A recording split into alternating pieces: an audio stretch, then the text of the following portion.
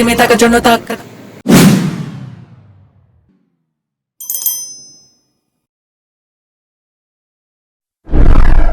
কে বের হয়ে এখন ডেস্ক রুমে যাব।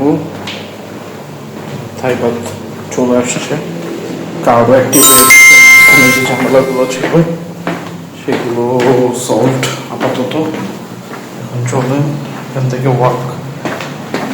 ওয়াকিং রোড দিয়ে আমরা এখন হাঁটবো, হেঁটে হেঁটে সামনে যাবো। দেখি কি অবস্থা। এই যে আমার কেমন লাগতেছে, পচা লাগতেছে, অনেক মোটা হয়ে গেছে, ভালো লাগতেছে, যাই না। আসসালামু আলাইকুম সবাইকে। আমি এখন বের হচ্ছি হোটেল থেকে। আজকে আপনাদের সাথে হাঁটবো ক্রাবি শহরের ভেতর দিয়ে, রাস্তা থেকে শুরু করে নদী, পাহাড়, গুহা, বন আর সূর্যাস্ত পর্যন্ত। শুধু জায়গা দেখা নয়, আজকে আমরা জানবো এখানকার ইতিহাস, সংস্কৃতি আর জীবনের গল্প। চলুন আমাদের সাথে এই যাত্রায়।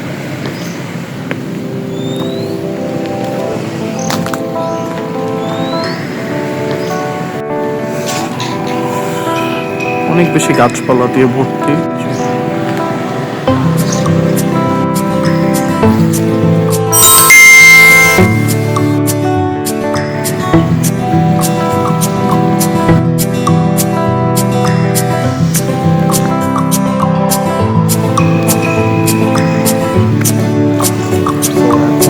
যাই না, বিকালে ভিডিও খুব একটা ভালো আসে না, অন্ধকার অন্ধকার আসে, বাট যা চোখে পড়তেছে তাই করবো আর কি।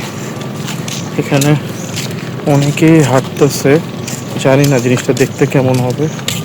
ওয়াকিং রোডের মধ্যে আমি ভিডিও করতে থাকবো এই জায়গাগুলোতে। প্রত্যেকটা জায়গায় একটা করে হোটেল আছে, গাড়িগুলো রাস্তার পাশে, এবং সবাই হাঁটতেছে সুন্দর করে। অনেকে এখানে বসে দিয়ে মাছ ধরতেছে। এলাকার লোকাল মানুষরাই এখানে সবচেয়ে বেশি সেবা আছে। ভিউগুলো খুবই অসাধারণ, সবাই বাচ্চারা মাছ ধরতেছে। পাশের সিনারিগুলো একটু দেখা, এগুলো সব হচ্ছে হোটেল। হ্যাঁ, রাইট সাইডে হচ্ছে পুরোটাই হচ্ছে নদী, এটা কিন্তু সমুদ্র না, এটা নদী। বেসিক্যালি সমুদ্র এবং ভিতরে যে নদীটা চলে গেছে এটার মোহনার অংশটা। পার্কের মতো, অনেকটা পার্কের মতো, সবাই এখানে হাঁটতে থাকে এবং ফুল ম্যানগ্রোভ বন দিয়ে ভর্তি। আমার অনেক ইচ্ছা ছিল মাঝখান দিয়ে যাওয়া, দূরের পাহাড়টাকে দেখানো আমার মূল টার্গেট। এত সুন্দর মেঘের মাঝখান দিয়ে পাহাড়টা মাথা উঁচু করে আছে।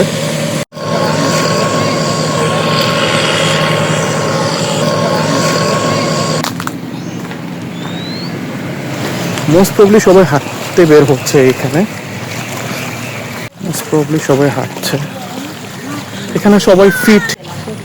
এখানে সবগুলো রেস্টুরেন্ট আছে, হোটেল আছে, গাড়িগুলো সব রাস্তায় পার্ক করা, মোটরসাইকেলগুলো রাস্তায় পার্ক করা। সবচেয়ে মজার জিনিস হচ্ছে আমাদের যেরকম বাউন্ডারি ওয়াল টোয়াল আছে, এখানে কোনো বাসার মধ্যে কোনো বাউন্ডারি ওয়াল নেই। কালকে রাত্রে সবচেয়ে ইন্টারেস্টিং জিনিস ছিল, আমার হোটেলের ম্যানেজারকে আমি মাঝরাতেও খুঁজে পাই নাই, মানে সে ছিলই না। পুরা হোটেল অলমোস্ট ফাঁকা দেখছি আমি, ভয় পেয়ে গেছিলাম যে আমাদের দেশে হলো তো চোর ছিনতাইকারীর ভয় থাকে, এখানে আসলে এ ধরনের কোনো ভয়ের সুযোগ নাই। সন্ধ্যাবেলা আসলে ভিডিও করতেছি, কতটুকু ভালো আসতেছে আমি জানি না। জাহাজগুলো খুব সুন্দর।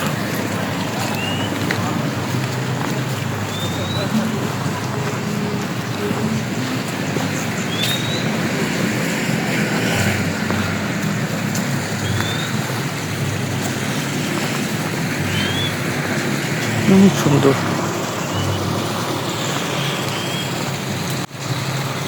তারা পার্ক শুধু বিনোদনের জায়গা নয়, এটা ক্রাবির সামাজিক জীবনের কেন্দ্র। এখানে সকালে মানুষ আসে ব্যায়াম করতে, সন্ধ্যায় পরিবার নিয়ে বসে। ভৌগোলিক দিক থেকে পার্কের পাশে যে নদী রয়ে গেছে সেটি আসলে ক্রাবি নদীর মোহনা, যা আন্দামান সাগরে গিয়ে মিশেছে।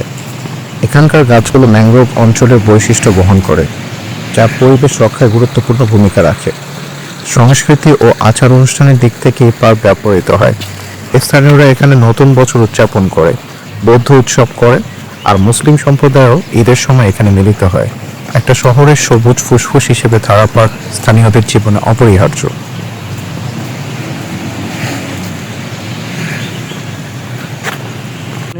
পাহাড়গুলো সুন্দর।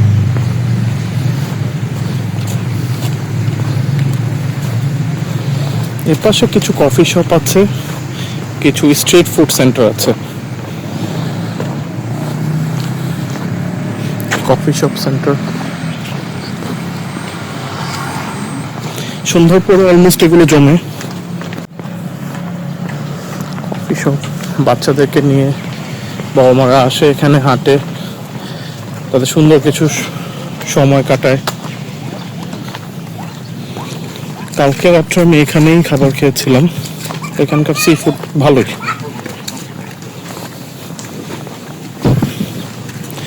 আজকে যখন অন্ধকার হয়ে যাবে তখন এদিকে আবার আসবো। পাহাড়গুলো এখন খুব বেশি ভালোভাবে দেখা যাচ্ছে না। এখানে বন আছে, বনের ভিতর দিয়ে আসলে ওই মেঘের উপর দিয়ে মাথা বের করে আছে একটু। কাঙ্কা রোড হলো ক্রাবি শহরের প্রাণ। দিনে এখানে ব্যবসা বাণিজ্য চলে, আর রাতে পরিণত হয় জমজমাট নাইট মার্কেটে। এই রাস্তা শুধু বাজার নয়, বরং ক্রাবির সামাজিক কেন্দ্র। এখানে স্থানীয় মুসলিম, বৌদ্ধ, চাইনিজ কমিউনিটি সবাই মিলে ব্যবসা করে। এখানকার ভৌগোলিক অবস্থান বিশেষ।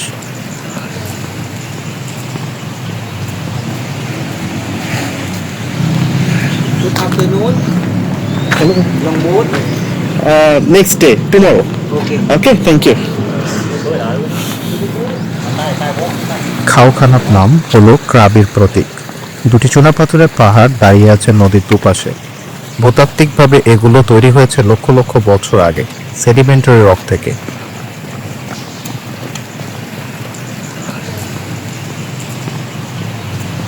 আজ এগুলো পর্যটনের সবচেয়ে বিখ্যাত প্রতীক।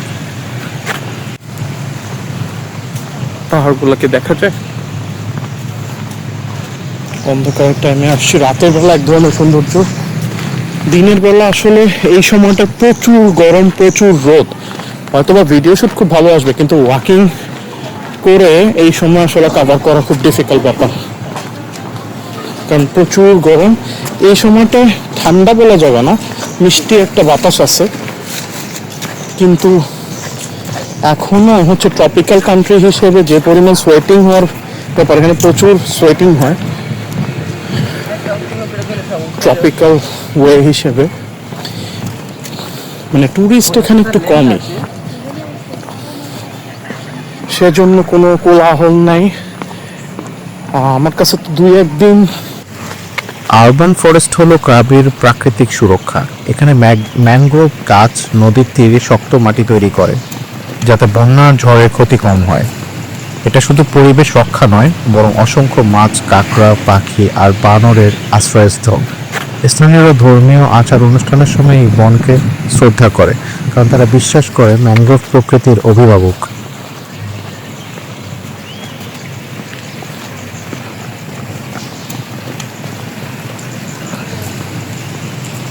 পর্যন্ত মানে বাদ পর্যন্ত চলে আসে, খুবই সুন্দর। ভাটার টাইমে পানি আবার চলে যায়।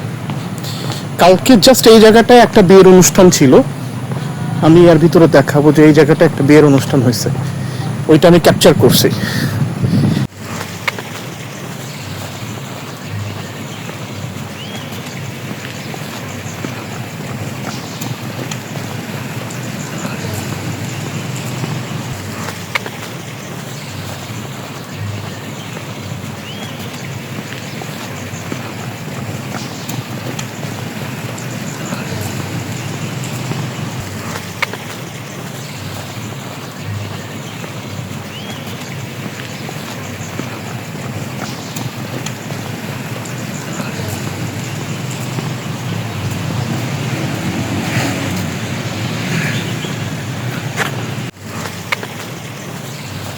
নদীর উপরে যে সি ফুড ফার্মটা দেখছেন, এটা আসলে একটা অনন্য, অসাধারণ।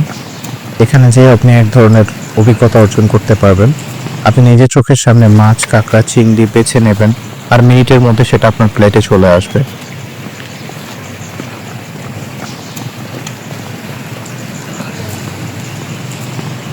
এখানে খুব বেশি ফরেন টুরিস্ট আমি দেখতে পাচ্ছি না।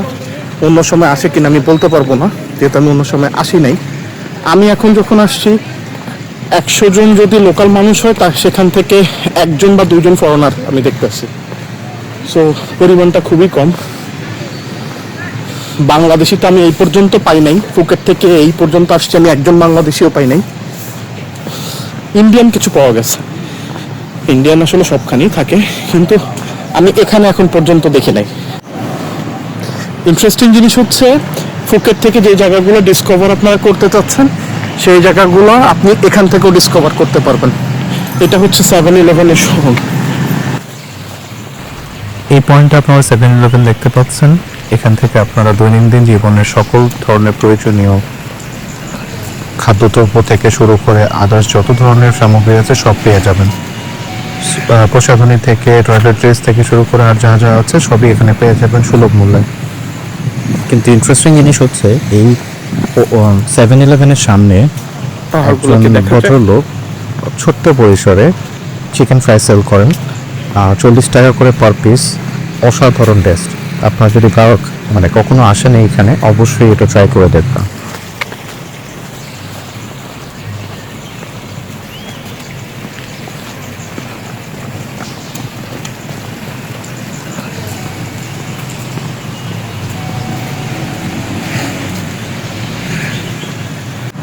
আমি এখন হাঁটবো হচ্ছে এই রোডগুলো দিয়ে। আপনাদেরকে আমি পাহাড়গুলো দেখাই। পাহাড় সৌন্দর্যতাটা অনেক বেশি।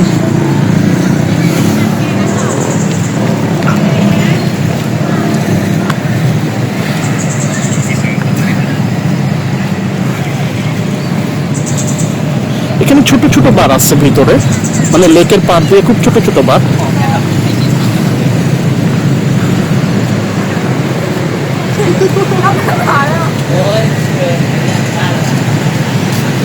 জায়গাটা খুবই নিস্তব্ধ হয়েছে। রোডটা যদি দেখাই, এই রোডটাতে এখানে সিয়াম ব্যাংক, 3 রাস্তার মোড়। এখানে অনেক হোটেল আছে এবং হোটেলগুলো থেকে সবখানেই আপনি ভিউগুলো পাবেন। তো যখন আসবেন জায়গাগুলো ভিজিট করবেন, সুন্দর একটা ভিউ পাবেন। ওকে,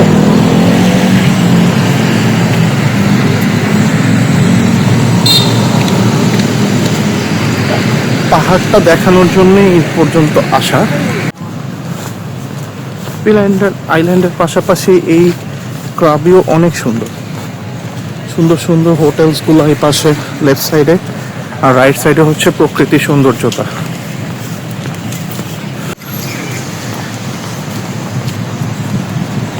এখানে নৌকাগুলো খুব সুন্দর করে বেঁধে রাখা হয়।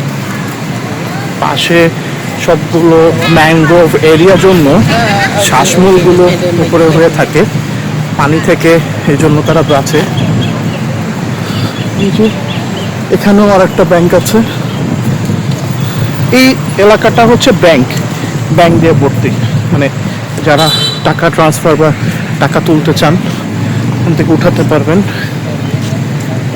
শিপগুলো নিয়ে কালকের দিনটাই আমার লাস্ট, পরশু দিন আমি ব্যাংকক চলে যাব। আমার ট্রিপও প্রায় শেষের দিকে।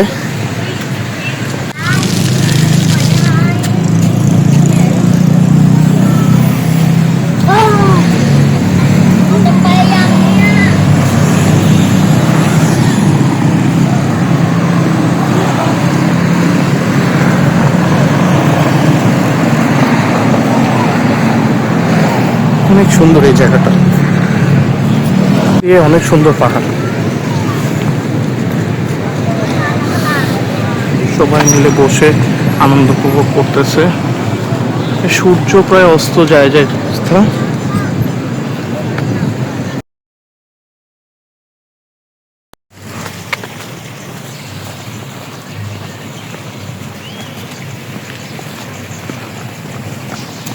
বিশাল কাঁকড়ার ভাস্কর্য দেখছেন।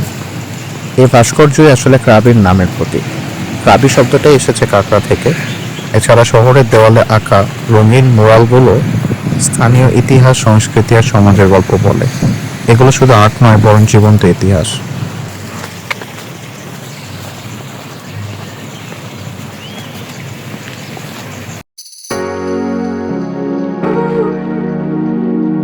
আজকের যাত্রায় আমরা ঘুরে দেখলাম ক্রাবি শহরের রাস্তা, মনুমেন্ট পার্ক, পিয়ার, খাবার, মেরিনা, পাহাড়, গুহা, বন আর সূর্যাস্ত।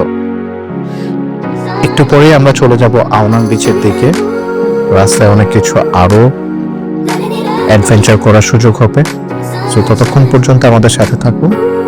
দেখা হবে আওনাং বিচে।